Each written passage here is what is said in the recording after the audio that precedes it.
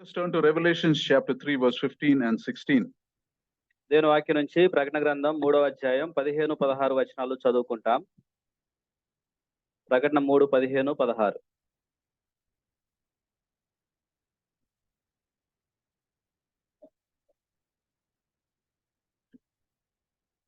I know your deeds. You are neither cold nor hot. I wish you were either one or the other. So because you are lukewarm, neither hot nor cold, I am about to spit you out of my mouth. You know, this book of Revelations, most of us may know, it begins with the Lord's messages to 7 churches.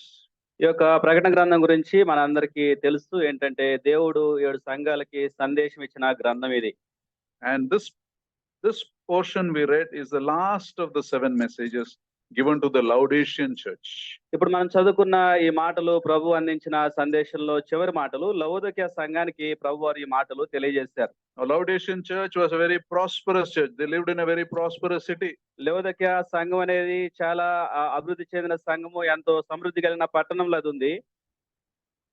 It was a wealthy church and prosperity was all around it. కాబట్టి ఈ యొక్క సంఘంలో ఎంతో సమృద్ధి ఉంది, దాని చుట్టూ కూడా ఎంతో అభివృద్ధి జరుగుతూ ఉంది. But the congregation of this church, Laodicean church, let their wealth dull their spiritual senses. ఈ యొక్క లవోదికయ సంఘంలో ఉన్న సంఘస్థులు వారి యొక్క ధన సంపద చేత తమ యొక్క ఆత్మీయతను వాళ్ళు మసకబారేలా చేసుకున్నారు. You know, they became indifferent to the word of God and they were living as they like. దేవుని యొక్క వాక్యానికి వాళ్ళు విభిన్నంగా ప్రవర్తిస్తూ వాళ్ళ ఇష్టానుసారంగా వాళ్ళు జీవించసాగారు. They had become lukewarm. వాళ్ళు నిలువెచ్చగా మారిపోయారు. And the Lord Jesus here is giving a very frightening warning to that church. ఇక్కడ ప్రభువారు ఆ యొక్క సంఘానికి ఎంతో భయం గొలిపే ఒక హెచ్చరికను, కఠినమైన హెచ్చరికను ప్రభువారు ఇస్తూ ఉన్నారు. You are neither cold nor hot. నువ్వు చల్లగానైనను లేవు, వెచ్చగానైనను లేవు. Therefore I am about to spit you out of my mouth. కాబట్టి నేను నిన్ను నా నోట నుండి ఉమ్మివే ఉద్దేశించున్నాను. What does it mean to be lukewarm? ఈ యొక్క నులివెచ్చని మాట అంటే అర్థం ఏమై ఉంటుంది? Dictionary defines it as slightly warm. ఆ యొక్క నిఘంటువులు మనం చూసినట్లయితే కొంత వెచ్చగా ఉండటం. It also means as human beings to be indifferent or not showing enthusiasm. అలాగే మనుషులంగా ఎటువంటి ఆసక్తిని కనబరచకుండా ఒక నిర్లక్ష్యపరిచే వైఖరిని కలిగి ఉండటం. When a Christian faith is described as lukewarm, that means we are in a state of stagnation. ఎప్పుడైతే క్రైస్తవ విశ్వాసము నులివెచ్చగా భావించబడుతుందో, చెప్పబడుతుందో, అప్పుడు మనం ఎటువంటి కదలిక లేని స్తబ్దత కలిగి ఉన్నామని అర్థం. It is a state of being asleep. It is a state of not being alert. ఇదొక రకమైన నిద్ర సుప్తావస్థలోకి వెళ్ళిపోవటము, జాగరూకత కలిగి ఉండకుండా ఉండటం. It was like salt losing its saltiness. ఇది ఉప్పు తన యొక్క సారమును కోల్పోవటం సూచించే పరిస్థితి. And the people of the Lord's day understood lukewarm water was not as pure, it was less healthy, it was less useful. ఆ దినమున మనుషులు అర్థం చేసుకుంటారు ఏంటంటే ఈ యొక్క నులివెచ్చని స్థితి అనేది ఎటువంటి స్పష్టతను కలిగి ఉండదు, ఎటువంటి దేవునికి ఇష్టమైనది కలిగి ఉండదు అర్థం చేసుకుంటారు. So what the Lord Jesus is saying is, those who settle to be lukewarm will become stagnant and useless. కాబట్టి ప్రభువారు ఏమంటున్నారంటే ఎవరైతే నులివెచ్చగా ఉంటూ ఉన్నారో వాళ్ళు స్తబ్దంగా ఉండి ఇక తర్వాత నిరుపయోగంగా మారిపోతారు. You will not feel any eagerness to read God's word. దేవుని వాక్యం ధ్యానించడానికి నీకు ఎటువంటి ఆసక్తి ఉండదు. You don't look forward to have fellowship with God's people. మనుషులు దేవుని యొక్క బిడ్డలతోటి సహవాసం కలిగి ఉండే ఆసక్తి నువ్వు కనబరచవు. Our prayer time becomes very stale and routine. నీ యొక్క ప్రార్థనా సమయము ఎంతో సాధారణమైన ప్రార్థనగా మారిపోతుంది. And we lose a seriousness in obeying God's word. దేవుని యొక్క వాక్యానికి విధేయత చూపించడంలో ఆసక్తిని, తీవ్రతని కోల్పోతాం. Throughout the Bible, we see some very strong statements God makes against those who are lukewarm. దేవుని యొక్క వాక్యంలో నులివెచ్చగా ఉన్న వారి పట్ల దేవుడు ఎంత కఠినమైన ప్రకటనలు తెలియజేశారో మనం చూడగలము. In Isaiah 29:13, యెషయా 29:13 ప్రభు అంటారు, the Lord says, these people come near me with their mouths and honor me with their lips, but their hearts are far from me. ఈ ప్రజలు నోటి మాటతో నా యొద్దకు వచ్చి ఉన్నారు, పెదవులతో నన్ను గనపరుచున్నారు గాని తమ హృదయం నాకు దూరం చేసుకొని ఉన్నారు. Bible has many examples of lukewarmness. నులివెచ్చని స్థితి గురించి దేవుని వాక్యం అనేకమైన ఉదాహరణలు కలిగి ఉంది. For example, Matthew 5:23 and 24 says like this. ఉదాహరణకి మత్తయి సువార్త 5వ అధ్యాయం 21, 24 వచనాలు ఈ విధంగా తెలియజేస్తున్నాయి. 23, 24 వచనాలు ఈ విధంగా తెలియజేస్తున్నాయి. Therefore, if you are offering your gift at the altar and they remember that your brother has something against you, leave your gift in front of the altar, go first and be reconciled with your brother. కావున నువ్వు బలిపీఠం మీద అర్పణ అర్పించుండగా నీ మీద నీ సహోదరునికి విరోధం ఏమైనా కలదని అక్కడ నీ జ్ఞాపకం వచ్చిన ఎడల అక్కడ బలిపీఠం మీద నీ అర్పణ విడిచిపెట్టి మొదటి వెళ్ళి నీ సహోదరు సమాధాన పడము.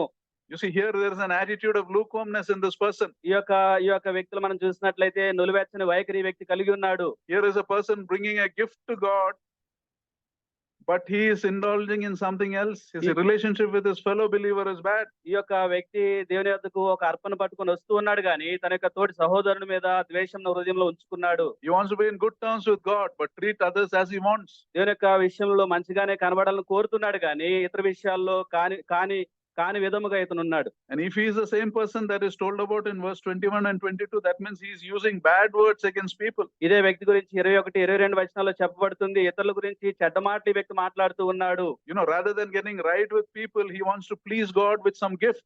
మనుషులతో సమాధాన పడటానికి బదులుగా తాను అర్పణలు పట్టుకొని దేవుని సంతోష పెట్టాలని దేవుని దగ్గరకు వస్తూ ఉన్నాడు. You know, he is trying to take a spiritual shortcut. ఆయన ఆత్మీయంగా ఏదో ఒక షార్ట్ కట్ లో దేవుని దగ్గరికి వెళ్ళాలని కోరుతున్నాడు. Some people are like that. They want to get spiritual in a hurry. కొంతమంది ఆ విధంగా ఉంటారు. ఆత్మీయులుగా త్వరగా ఎదిగిపోవాలని కోరుతూ ఉంటారు. They look good on the outside, but a lukewarm spirit inside. బాహ్యంగా ఎంతో మంచిగా కనిపిస్తూ ఉంటారు. అయితే హృదయంలో మాత్రం నులివెచ్చని స్థితిని కలిగి ఉంటారు. God is telling this man, get out of religion and get into relationship. దేవుడి వ్యక్తితో సెలవిస్తున్నాడు, నువ్వు నీ యొక్క ఆచారం మతం నుంచి బయటకు వచ్చి ఒక సజీవమైన సంబంధంలోకి నువ్వు రావాలని ప్రభు తెలియజేస్తున్నాడు. In Luke 10:30-37 is the story of the good Samaritan. లూకా సువార్తలో మనం ఆ యొక్క సమరయుని గురించి చూస్తాము.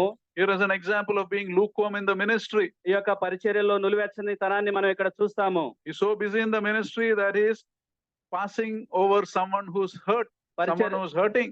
పరిచర్యలో ఎంతో తీరిక లేని వ్యక్తిగా మారిపోయి ఆ యొక్క గాయపరచబడిన వ్యక్తిని దాటిపోతూ ఉన్నాడు ఆ వ్యక్తి.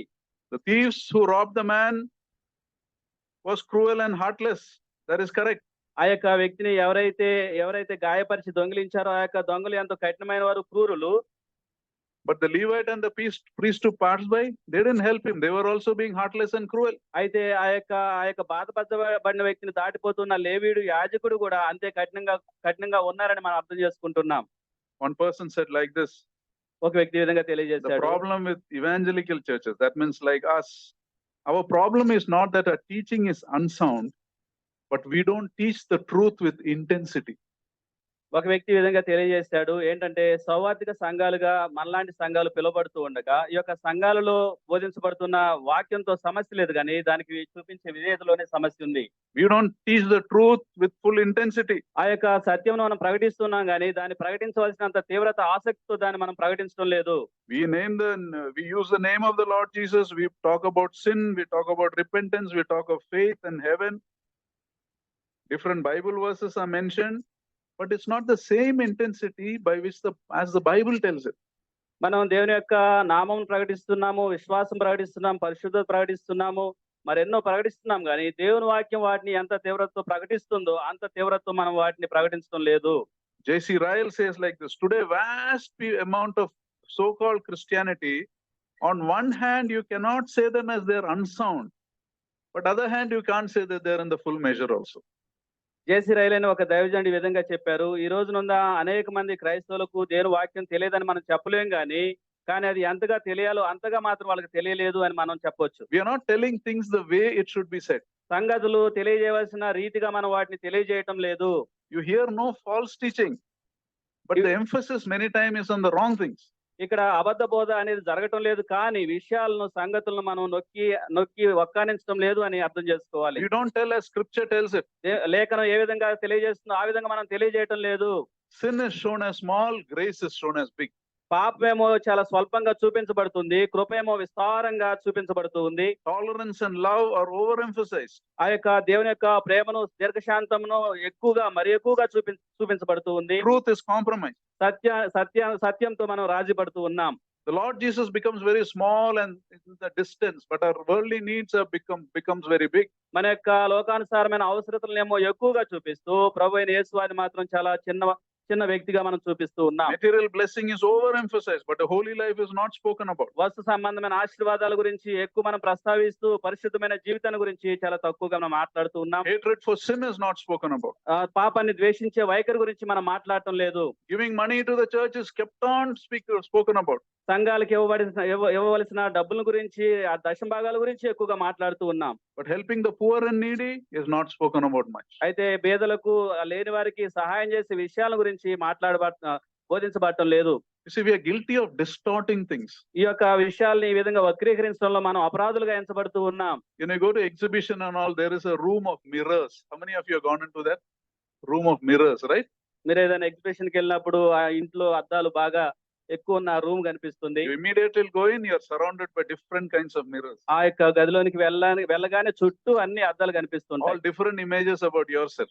నువ్వు రకరకాలుగా వాటిలో కనిపిస్తుంటావు. One mirror, your body is small, your head is big. ఒక అద్దంలో నువ్వు చూసుకుంటే తల ఎంత లావు ఉంటుంది, ఆ బాడీ ఏమో చిన్నగా ఉంటుంది. In one this thing, your legs are like elephant's legs. ఒక అద్దంలోనేమో ఏనుగు అంత సైజు కాళ్ళు నువ్వు కలిగి ఉంటావు. Some other, your body is very small and at a distance. ఇంకొక అద్దంలో చూస్తే నీ యొక్క ఆ దేహం చాలా సన్నగా అసలు కనిపించకుండా ఉంటుంది. We can be like this as a church. సంఘంలో కూడా మనం ఆ విధంగా ఉండగలము.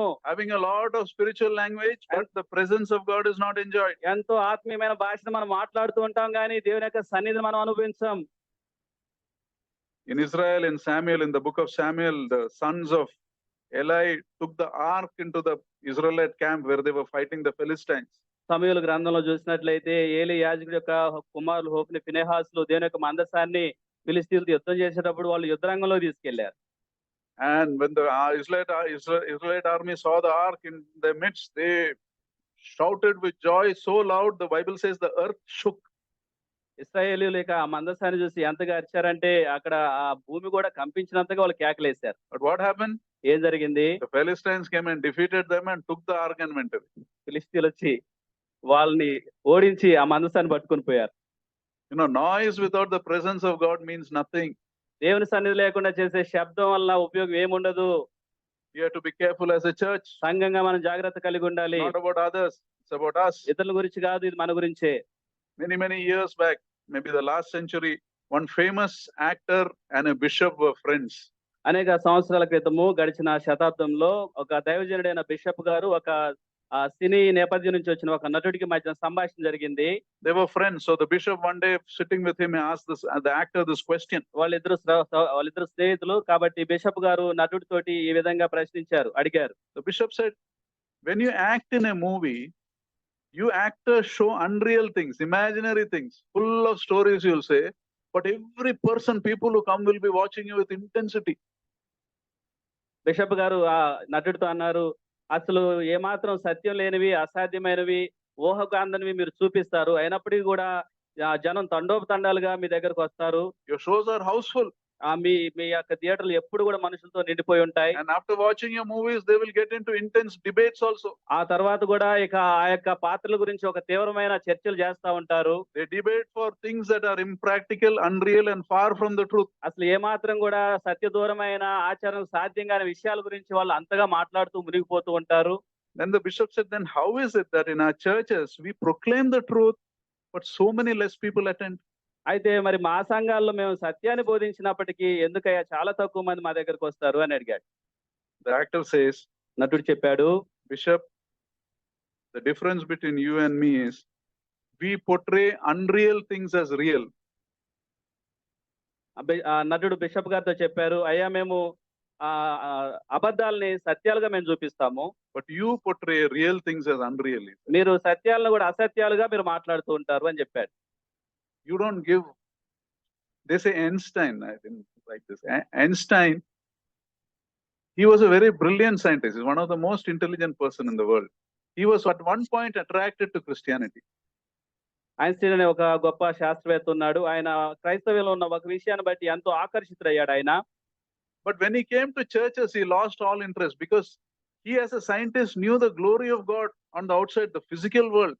Someone who created this universe must be an awesome person, but in the church they are talking about him with so much of casualness, and that is why he left whatever he was interested in.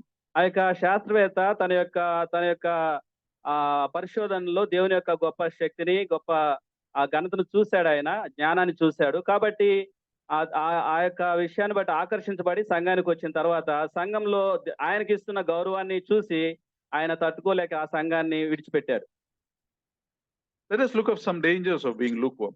ఈ విధంగా నులివెచ్చగా ఉండటం వల్ల వచ్చే కొన్ని ప్రమాదాలు మనం చూద్దాం.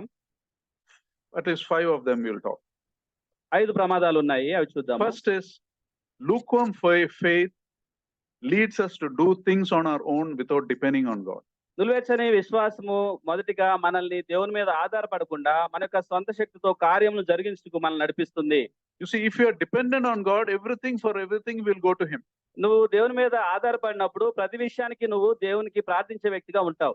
Also, when you don't depend completely, when you reject God in your life also, there is a chance God will allow something and you will come back to Him. Like the prodigal son came.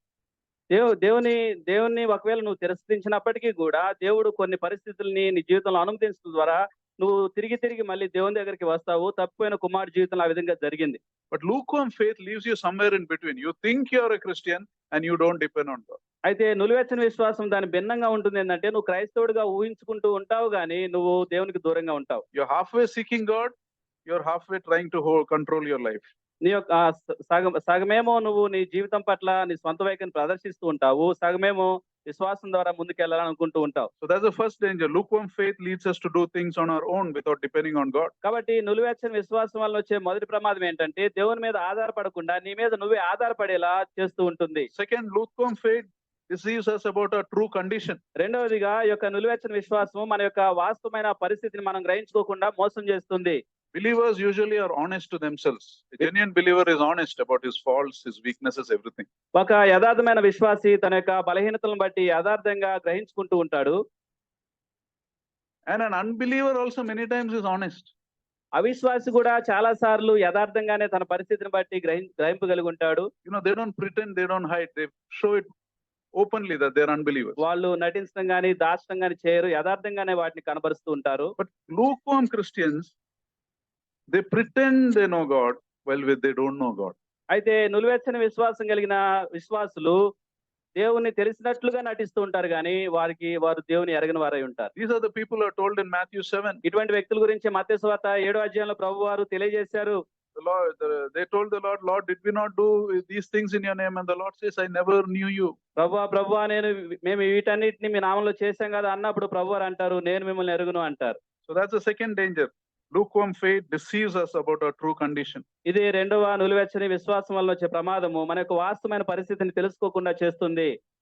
Third, lukewarm faith brings spiritual corruption into our lives and into the church. మూడవదిగా ఈ యొక్క నులివెచ్చని విశ్వాసము ఆత్మీయమైన దుర్నీతిని మన యొక్క జీవితాల్లోనికి, మన యొక్క సంఘంలోనికి మోసుకొస్తుంది. You know, the Bible says as Christians, we are to be witnesses for the Lord. దేవుని వాక్యం తెలియజేస్తుంది క్రైస్తవులంగా మనము దేవునికి సాక్షులుగా ఉండాలి. We have to behave differently from others. లోకం నుంచి మనం విభిన్నంగా ప్రవర్తించే వారమై ఉండాలి. And when the world sees our testimony and our witness, they are attracted to the truth of the gospel. లోకం మన యొక్క సాక్ష్యాన్ని మాదిరిని చూసినప్పుడు ఆ యొక్క దేవుని యొక్క సత్యం చేత వాళ్ళు ఆకర్షించబడతారు. But those who are lukewarm cannot be an effective testimony. అయితే నులివెచ్చగా ఉన్నవారు అటువంటి ప్రభావం కలిగిన సాక్ష్యాన్ని కలిగి ఉండలేరు. Because always they'll be thinking, what will people say? What will people think? వాళ్ళు They'll ఎప్పుడు be trying to protect their jobs, their whatever. వాళ్ళు ఎప్పుడు కూడా మనుషుల గురించి భయపడుతూ, మనుషుల యొక్క అభిప్రాయాల మీద ఆధారపడుతూ వారి యొక్క విషయాల్ని కాపాడుకునే భయం కలిగి ఉంటారు.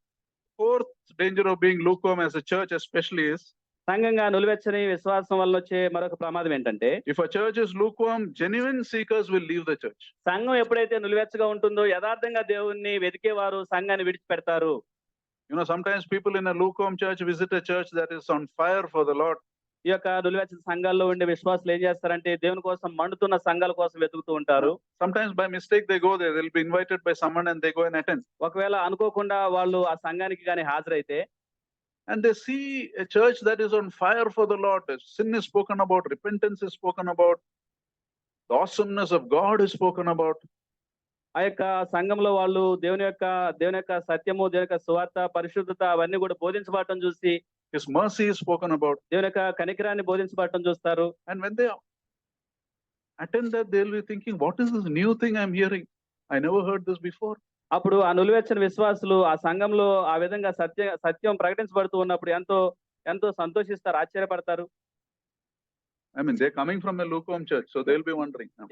కాబట్టి నులివెచ్చని సంఘంలో ఈ విధంగా ఆ సంఘంలో ఈ విధంగా చెప్పబడలేదే అని వాళ్ళు తలంచుకుంటారు, సంతోషపడతారు. That's on one side. ఒక విధంగా ఆ విధంగా జరుగుతుంది. On the other side, if a serious seeker comes to the lukewarm church, మరొక రకంగా చూసినప్పుడు బాగా ఆసక్తి కలిగిన, తీవ్రత కలిగిన విశ్వాసి ఒక నులివెచ్చని సంఘానికి హాజరైతే, he's just been saved and he's thirsty for God and he comes inside. అప్పుడే రక్షించబడ్డాడు, దేవుని కొరకు ఆకలి దప్పులు కలిగి ఉన్నాడు, అయితే నులివెచ్చని సంఘానికి వచ్చాడు అనుకుందాం. And there is no water. ఏమాత్రం నీళ్లు లేవు ఆ సంఘంలో. He's come in thirsty, but it's a dry place. దప్పికతో వచ్చాడు, భూమి అంతా కూడా ఎండిన నేలగా కనపడుతుంది సంఘంలో. So he comes in thirsty and leaves even thirstier. కాబట్టి దప్పికతో వచ్చిన వాడు మరి ఎక్కువ దప్పికతోటి సంఘాన్ని విడిచిపెట్టి He వెళ్ళిపోతాడు. came in search of a well with water and finds that well has no water. ఆ యొక్క జీవజలంలో ఓట ఉందనుకుని వస్తాడు, కానీ ఆ బావిలో ఏమాత్రం జీవజలం లేకపోవడం వల్ల వెళ్ళిపోతాడు. And he goes away, right?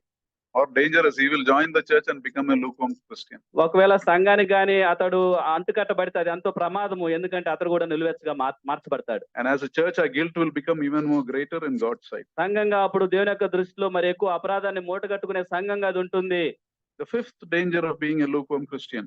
నిలువెచ్చగా ఉన్న విశ్వాసకు వచ్చే మరొక ప్రమాదము, ఐదో ప్రమాదము, Lukewarmness opens the door for unclean spirits to enter your life. నిలువెచ్చని స్థితి అనేది, నిలువెచ్చని విశ్వాసం అనేది అపవిత్రాత్మల్ని నీ యొక్క జీవితంలోనికి ఆహ్వానిస్తుంది.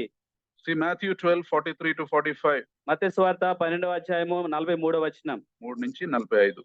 43 నుంచి 45 వచనాలు. When an evil spirit comes out of a man, it goes through the arid places seeking rest and does not find it. Then it says, I will return to the house I left. When it arrives, he finds the house unoccupied, swept clean and put in order. Then he goes and takes with it another 7 spirits more wicked than itself, and they go in and live there. And the final condition of that man is worse than the first. That is how it will be with this wicked generation. Now this parable represents many things. ఈ యొక్క ఉపమానం అనేకమైన సంగతుల గురించి బోధిస్తుంది. It represents those who are delivered from demon possession. It represents the Jewish nation. అపవిత్రాత్మల నుంచి అపవిత్రాత్మలు విడిచిపెట్టిన వ్యక్తిని సూచిస్తుంది, అలాగే యోదయ దేశాన్ని సూచిస్తుంది. And one of the things this represents is, మరొక సంగతిని ఇక్కడ మనం తెలుసుకుంటుంది ఏంటంటే, it represents those who hear God's word but are not fully changed. దేవుని యొక్క వాక్యమును విని కూడా సంపూర్ణంగా మార్పు చెందని వ్యక్తి యొక్క స్థితిని కూడా ఈ ఉపమానం తెలియజేస్తుంది. In other words, this can represent those who are lukewarm. మరొక విధంగా చెప్పాలంటే నులివెచ్చగా ఉన్న వ్యక్తి యొక్క స్థితిని ఈ ఉపమానం తెలియజేస్తుంది. As when you respond to the gospel, when you respond to God's call, the unclean spirit leaves you. నువ్వు ఎప్పుడైతే దేవుని యొక్క వాక్యానికి, దేవునికి ప్రతిస్పందిస్తావో అప్పుడు అపవిత్రాత్మ నిన్ను విడిచిపెడుతుంది. But at that point, you're not saved. You're only convicted. అయితే ఆ సమయంలో నువ్వు పూర్తిగా రక్షించబడలేదు, కానీ నువ్వు ఒప్పించబడ్డావు. You're not converted yet. ఇక్కడ పూర్తిగా నువ్వు మార్పు చెందలేదు. But later on, you stop being serious about your commitment. You only have a half-hearted desire to follow the Lord. అయితే నీ యొక్క సమర్పణ సగంలోనే ఆగిపోయి సంపూర్ణంగా లేని కారణాన్ని బట్టి, ఆ సంపూర్ణంగా లేకపోవడం వల్ల దేవునికి విధేయత చూపించే విషయంలో ఆగిపోతావు. What happens to such a person is, అటువంటి వ్యక్తికి ఏం జరుగుతుందంటే, the unclean spirit that left that man returns. ఆ వ్యక్తిని ఏ అపవిత్రాత్మ అయితే విడిచిపెట్టిందో అది తిరిగి మళ్ళీ అతని దగ్గరికి ప్రయాణం చేస్తుంది. And he finds that the house is swept clean, but the Lord Jesus is not living there. ఆ యొక్క ఇల్లు ఎంతో శుభ్రంగా ఉంది, కానీ ప్రభువైన యేసు వారు ఆ హృదయంలో లేరు. What does the evil spirit do? కాబట్టి ఇప్పుడు అపవిత్రాత్మ ఏం జరిగిస్తుంది? It goes out and brings 7 other spirits more wicked than itself, and they all go and live there. దానికంటే చెడ్డమైన మరి 7 దెయ్యాలని వెంట పెట్టుకుని వచ్చి ఆ యొక్క వ్యక్తి హృదయంలో అవి నివసిస్తాయి. And the final condition of that man is worse than his first condition. ఆ వ్యక్తి యొక్క కడపటి స్థితి అతని యొక్క మొదటి స్థితి కంటే మరి చెడ్డగా ఉంటుంది. You see, every heart in this world is open as a residence for the evil spirit. ఈ యొక్క లోకంలో ప్రతి ఒక్క వ్యక్తి యొక్క హృదయం కూడా అపవిత్రాత్మలు నివసించే నివాస స్థలముగా ఉంటూ ఉన్నాయి. Except the hearts of those who are in the Lord Jesus Christ. ఎవరైతే ప్రభువైన యేసుక్రీస్తు నందు ఉన్నవారు ఉన్నారో వారి యొక్క హృదయములు మాత్రమే అపవిత్రాత్మలు కలిగి లేవు. That's why for believers the Bible says your body is the temple of God. కాబట్టి దేవుని వాక్యం తెలియజేస్తుంది మన యొక్క దేహము దేవుని యొక్క నివాస స్థలమై ఉంది. That means every heart in this world can be the residence of evil spirit, except those hearts that are the temple of God. ఎవరి దేహాలైతే దేవుని యొక్క నివాస స్థలములుగా ఉన్నాయో వారి హృదయాలు తప్ప మిగిలిన వారందరి హృదయాలలో కూడా అపవిత్రాత్మలు నివాసం చేస్తున్నాయని దేవుని వాక్యం తెలియజేస్తుంది. And in other words, it is the presence of God in your life that shuts out the evil spirit from your life. మరొక విధంగా చెప్పాలంటే దేవుని యొక్క సన్నిధిని యొక్క జీవితంలో అపవిత్రాత్మలు రాకుండా ఆపు చేస్తుంది, అడ్డుపడుతుంది. And the lukewarmness in our lives will remove God's presence from our life. అయితే మన జీవితంలో మనం కలిగి ఉండే నిలువెచ్చని స్థితి దేవుని యొక్క సన్నిధిని మనం కోల్పోయేలాగా చేస్తుంది. Giving the chance of the unclean spirit to enter and damage you more than before. నీలోనికి అపవిత్రాత్మలు ప్రవేశించి నిన్ను నీ యొక్క కడపడి స్థితి కంటే నీ మొదటి స్థితి కంటే కడపడి స్థితి మరి చెడ్డగా ఉండేలాగా అవి చేస్తాయి.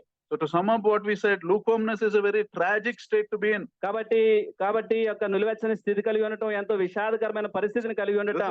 This is the condition of someone who does not know what is good for his soul. ఇది ఎటువంటి పరిస్థితి అంటే తన యొక్క ఆత్మకు ఏది అవసరమో తెలుసుకోలేని పరిస్థితి.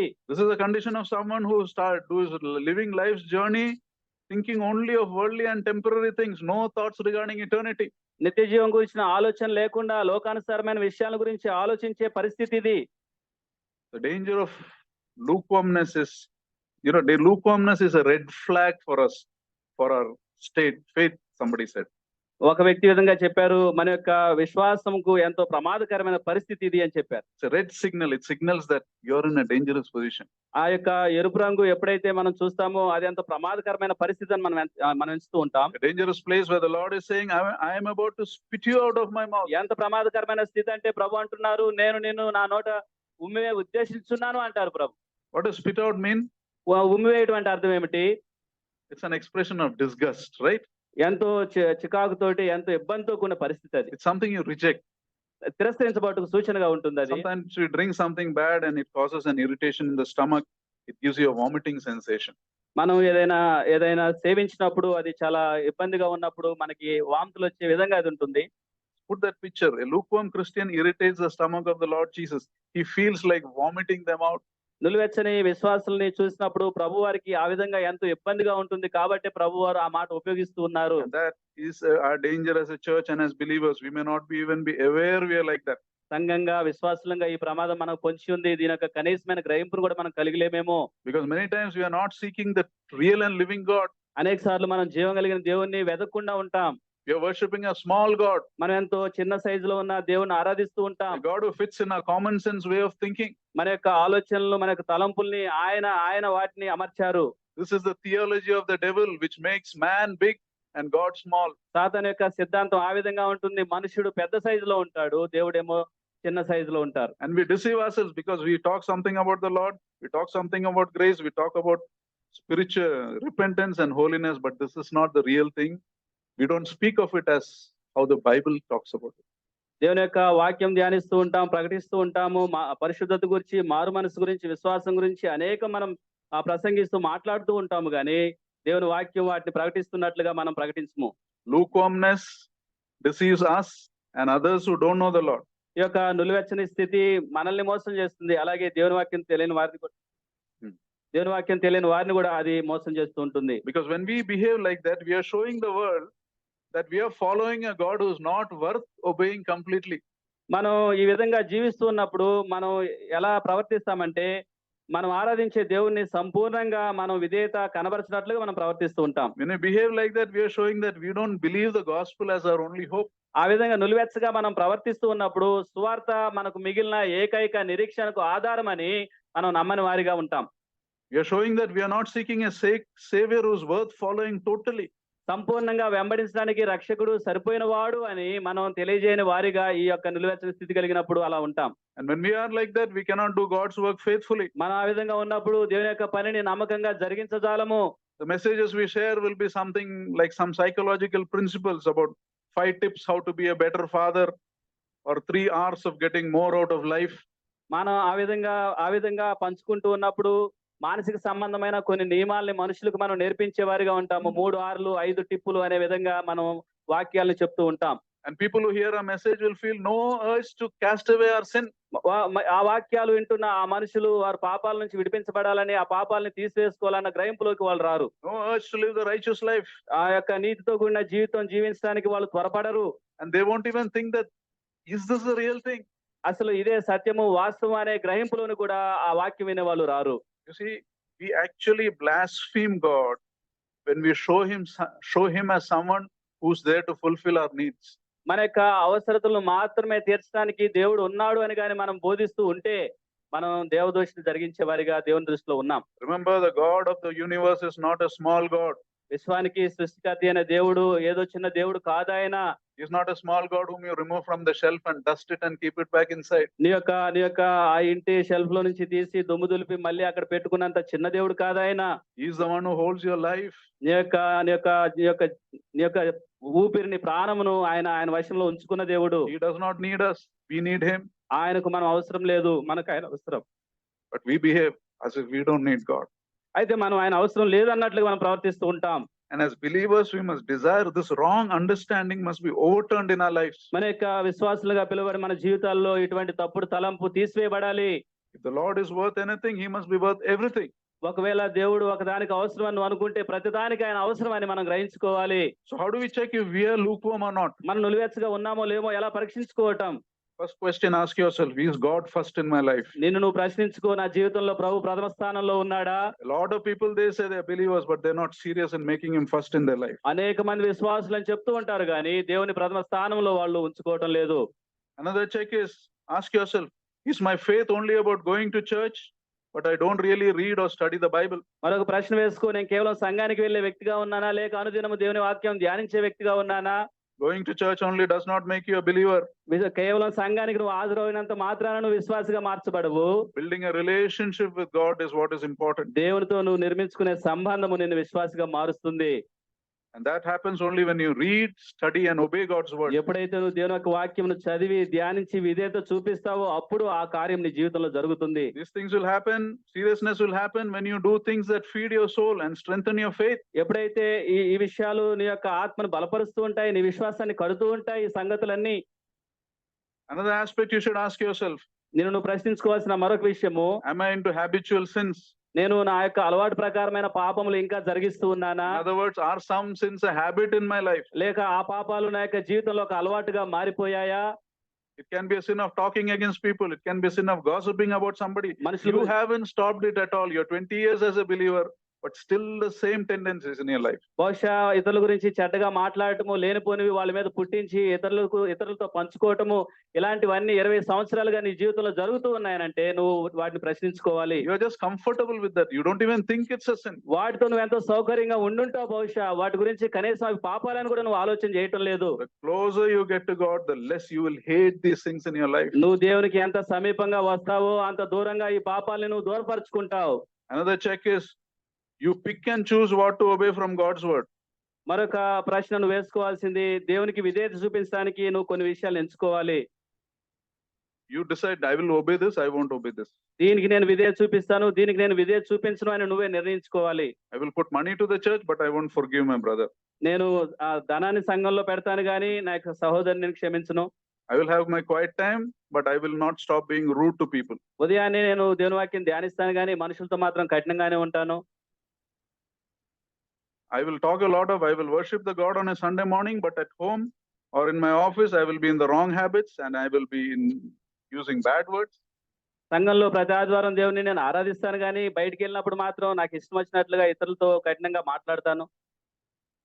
Check ourselves. Don't pick and choose. God's word is to be obeyed completely. మళ్ళీ మనం పరీక్షించుకుందాము. ఏదో కొన్ని విషయాల్లో విధేయత చూపించడం కాదు కానీ మనం అన్ని విషయాల్లో దేవునికి విధేయత కనబరచాలి. This is not about perfection, but do you have a desire to move in the right direction? ఇది సంపూర్ణత గురించి కాదు కానీ నువ్వు సరి అయిన మార్గంలో ప్రయాణిస్తున్నావని ప్రశ్నించుకోవాల్సిన అవసరం ఉంది. Are you growing 1%, 2% every year, 3% every year? ప్రతి సంవత్సరము ఆత్మీయంగా నువ్వు 2%, 3%, 5% పెరుగుతూ ఉన్నావా అని ప్రశ్నించుకోవాలి. Another check is, you're more worried about what others think of you than what God thinks of you. మరొక ప్రశ్నను వేసుకోవాల్సింది ఏంటంటే నువ్వు మనుషుల గురించి ఎక్కువ ఆలోచన చేసే వ్యక్తిగా ఉన్నావా లేకుంటే దేవుని యొక్క అభిప్రాయం ఏమిటి అని ఆలోచించుకునే వ్యక్తిగా ఉన్నావా? Focusing more on things of this world rather than eternity. నువ్వు ఈ యొక్క లోకానుసారమైన విషయాల మీద ఎక్కువ ఏకాగ్రతను చూపిస్తూ నిత్య జీవం మీద తక్కువ ఏకాగ్రత చూపించే వ్యక్తిగా ఉన్నావా? You see, as believers, we must realize if the Lord saved my life and saved me from such a terrible hell, nothing in my life can be the same again. మన విశ్వాసులంగా ఎలా ఉండాలంటే ఆ యొక్క గొప్ప భయంకరమైన నరకం నుంచి ప్రభు నన్ను రక్షించాడు కాబట్టి ఇక నేను ఏమాత్రం ఆ పాత జీవితాన్ని జీవించకూడదు అనే గ్రహింపులోనికి మనం రావాలి. My thoughts cannot be the same. మా యొక్క తలంపులు మరి తిరిగి ఆ విధంగా మరలా ఉండొద్దు. My actions cannot be the నా యొక్క same. కార్యములు జరిగించే కార్యములు తిరిగి ఆ విధంగా ఉండొద్దు. My attitude to money cannot be the same. ధనం పట్ల నేను కలిగి ఉండే వైఖరి ఇక మారాలి. Every area of my life must be consumed. నా జీవితంలో ప్రతి ఒక్క విషయం కూడా దేవుని యొక్క వాక్యం చేత అది కాల్చబడాలి. No area of my life must be left untouched. నా జీవితంలో ప్రతి ఒక్క సంగతిని కూడా ప్రభు ముట్టాలి. Not your children, not your parents, nothing.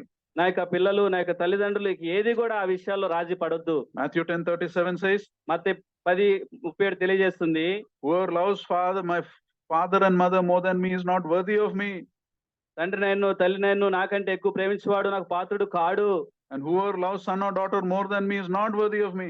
కుమార్తె నాకంటే ఎక్కువ ప్రేమించేవాడు నాకు పాత్రుడు కాడు అని చెప్పారు ప్రభు. This is true Christianity. ఇదే నిజమైన క్రైస్తవ్యం. This is the kind of Christianity that turns the world upside down. ఈ రకమైన క్రైస్తవమే లోకాన్ని తలకిందులుగా చేస్తుంది. You see that in Acts 17:6. అపొస్తలుల కార్యాలు 17:6లో చూడండి. Those who saw these Christians said, these who have turned the world upside down have now come here also. వాళ్ళు అపొస్తలులు చూసినప్పుడు భూలోకాన్ని తలకిందులు చేసిన వారు ఎక్కడ కూడా వచ్చి ఉన్నారని వాళ్ళు చెప్పుకున్నారు. Our Christianity is not about talk, it is about power. క్రైస్తవం అనేది మాటలతో కాదు గాని శక్తితో ఉంది. The kingdom of God is not a matter of talk but of power, the Bible says. దేవుని యొక్క రాజ్యం మాటలతో కాదు గాని శక్తితో కూడి ఉన్నదని దేవుని వాక్యం తెలియజేస్తుంది. 1 Corinthians 4:20. 1 కొరింథీ 4:20లో చూస్తాం. This is the kind of faith that walks in the narrow path and lives radical lives. ఈ రకమైన విశ్వాసం కలిగిన వారు ఆ ఇరుకైన మార్గంలో ప్రవేశిస్తారు కానీ గొప్ప శక్తితో కూడా జీవితం జీవిస్తారు. Filled with the Spirit and everything they do is for the Lord. వాళ్ళు ఆత్మతో నింపబడి ప్రతి కార్యం కూడా దేవుని కొరకు జరిగించే వారై ఉంటారు. This gospel should stir us to do great things for a king. ఈ యొక్క సువార్త గొప్ప కార్యములను మన రాజు కొరకు జరిగిస్తుంది. And as believers we must not make peace with anything less than this. విశ్వాసులంగా మన స్థాయికి మించిన వాటికంటే తక్కువ వాటితో మనం ఏమాత్రం కూడా రాజీ పడకూడదు. This is how we remove the casualness from our life. ఈ విధంగా మన యొక్క జీవితాల్లోని నిర్లక్ష్యాన్ని మనం తీసివేసే వారమై ఉండాలి. Israel says, for your own soul's sake. దైవజనుడు అంటాడు, జయశ్రేయులు దైవజనుడు అంటాడు, కేవలం నీ ఆత్మ కోసం నువ్వు ఈ విషయాలు జరిగించాలి. Make up your minds not to be lukewarm. నిలువెచ్చగా ఉండకూడదని మనం గొప్ప తీర్మానంలోకి వెళ్ళాలి. Never be afraid of holding on to the true doctrines. రెండు సిద్ధాంతాలకి అంటిపెట్టుకొని మనం ఏమాత్రం కూడా ఉండొద్దు. Let no fear of man stop us. ఏ మనుషుని భయం కూడా మనల్ని ఆపు చేయొద్దు. Let us not be concerned about what people are thinking of us. మనుషులు మన గురించి ఏం ఆలోచిస్తున్నారో అన్న ఆ తలంపులు మనం కలిగి ఉండొద్దు. Let us not be content with a bloodless, boneless and tasteless Christianity. ఏమాత్రం రుచి లేనిది, రక్తం లేనిది, ఆ యొక్క బలమైన ఎముకలు లేని వాటితో మనం సంతృప్తి చెందొద్దు. Let us not teach a vegetarian theology, he says. ఆయన అంటాడు, అటువంటి శాకాహారం వంటి ఆ సిద్ధాంతాలతో మనం రాజీ పడొద్దు. As a church, as individuals, let us desire the strong meat of sound doctrine. సంఘంగా వ్యక్తిగతంగా ఈ యొక్క గొప్ప సత్యాలు కలిగిన బోధను మనం అభ్యసించే వారమై ఉండాలి. Otherwise we are in the danger of the Laodicean church. లేదంటే లౌదీకయ సంఘం వలె మనం కూడా ప్రమాదంలో పడిపోయే వారమై ఉంటాం. We need nothing, we are okay. మనకి ఏం అవసరం లేదు, మనకు అన్ని ఉన్నాయనే ఆలోచనలోకి వెళ్ళిపోతాం. The Lord says, you don't know, you're naked. ప్రభు అంటాడు, నువ్వు దిగంబరి అని కూడా నీకు తెలియదు అని అంటాడు ప్రభు.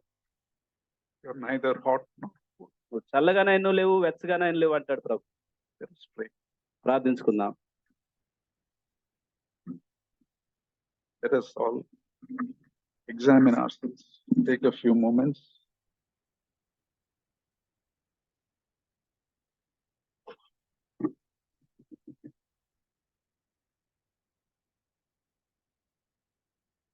Examine your hearts. Where do you stand? If the Lord were to give you a review of your life today, what would he say?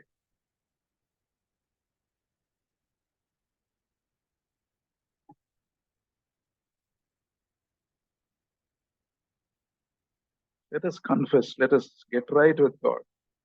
Our time on earth, we don't know how long we have. Already so many wars are going on. So many things can happen, suddenly change. And here we are following the wrong priorities. We are having a wrong understanding of a God.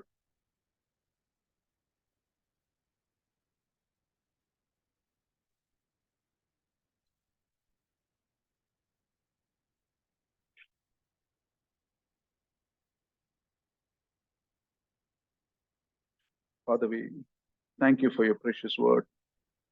And we thank you for the dangers we have spoken about, the danger of being lukewarm, the danger of being deceived and thinking we are fine, thinking all is right.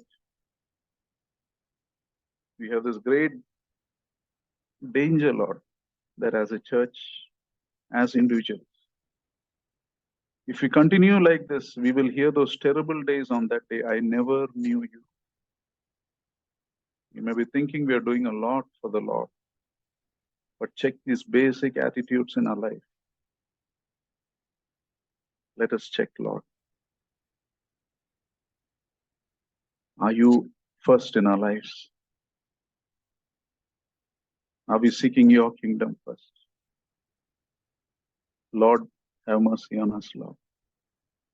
Your truth has come in such a clear way to each one of us, including myself. And if we don't respond to this truth, what a tragedy would be our life, Lord. Have mercy, Master. Lead us in your ways. In Lord Jesus' most precious name we pray. Amen. To him who is able to keep you from falling and to present you before his glorious presence without fault and with great joy, to the only God our Savior, be glory, majesty, power, and authority through Jesus Christ our Lord before all ages, now and forevermore. Amen. Thank you. God bless you.